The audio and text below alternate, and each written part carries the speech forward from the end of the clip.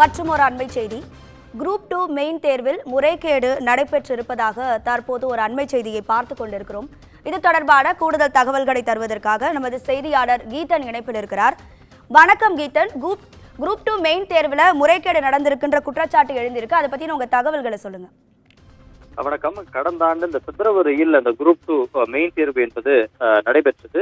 இதில் தான் தற்பொழுது இந்த விடைத்தாள் மதிப்பீட்டு வழங்கப்பட்டிருப்பதில் குளறுபடிகள் ஏற்பட்டிருப்பதாக அந்த தேர்வை எழுதிய தேர்வர்கள் தற்பொழுது ஒரு சந்தேகத்தை எழுப்பியிருக்கின்றார்கள்.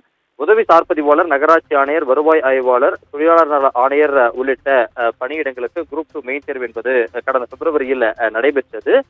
இந்த பணியிடங்களுக்கு தற்பொழுது அந்த இணையதளத்தில் அந்த மதிப்பெண்களும் வழங்கப்பட்டு அவர்கள் தற்பொழுது பணி ஆணைகளும் அவர்களுக்கு வழங்கப்பட்டு விட்டன. இந்த நிலையில்தான் தற்பொழுது அந்த தேர்வை எழுதியவர்களுக்கு கடந்த ஆண்டு அந்த விடைத்தாள் நகல்களை டிஎன்பிஎஸ்சி இணையதளத்தில் வெளியிட்டிருந்தது. குறிப்பாக 500 ரூபாய் கட்டணம் செலுத்தி இந்த விடைத்தாள்களை தேர்வர்கள் வாங்கி பார்த்திருக்கின்றார்கள். அதில் பல தேர்வர்களுக்கு குறிப்பாக இந்த மதிப்பெண் முரண்பாடுகள் இருப்பதாக அவர்கள் ஒரு புகாரை எழுப்பியிருக்கின்றார்கள். அதாவது குரூப் 2 மெயின் தேர்வை பொறுத்தவரை விடைத்தாள்களை 2 மதிப்பீட்டாளர்கள் மதிப்பீடு செய்வார்கள். அதில் ஒரு மதிப்பீட்டாளர் வழங்கிய மதிப்பெண்ணிற்கும் இன்னொரு மதிப்பீட்டாளர் வழங்கிய மதிப்பெண்ணிற்கும் பெரிய முரண்பாடு இருப்பதாக அந்த குற்றச்சாட்டு என்பது எழுந்திருக்கின்றது. குறிப்பாக அந்த 38வது கேள்விக்கு முதல் மதிப்பீட்டாளர் 12 மதிப்பெண்களுக்கு 8 மதிப்பெண்கள் வழங்கியிருக்கின்றார். அதே போல 2வது மதிப்பீட்டாளர் 0 வழங்கியிருக்கின்றார். இது என்பது ஒரு முரண்பாடான விஷயமாக தேர்வர்கள் கருதுகின்றார்கள்.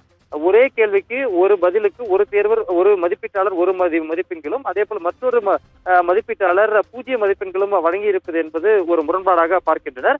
இது போன்று 380 தேர்வர்கள் வரை தற்பொழுது இது போன்ற ஒரு புகாரை எழுப்பியிருக்கின்றார்கள்.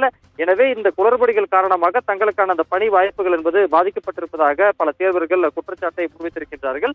இது குறித்து அரசு பணியாளர் தேர்வாணையம் உரிய விசாரணை நடத்த வேண்டும் என்றும் கோரிக்கை விடுத்திருக்கின்றார்கள். அப்படி இல்லை என்றால் நீதிமன்றத்தை நாடவும் தற்பொழுது தேர்வர்கள் தரப்பில் முடிவு செய்திருப்பதாக தகவல்கள் தெரிவிக்கின்றன. எனவே இந்த விவகாரத்தில் தேர்வர்களுடைய குழப்பத்தை தீர்க்கும் வகையில் அரசு பணியாளர் தேர்வாணையம் விரைவாக ஒரு தெளிவான பதிலை அளிக்கும் என்ற ஒரு எதிர்பார்ப்பு என்பது எழுந்திருக்கின்றது. உங்க தகவல்களுக்கு நன்றி கீதன்.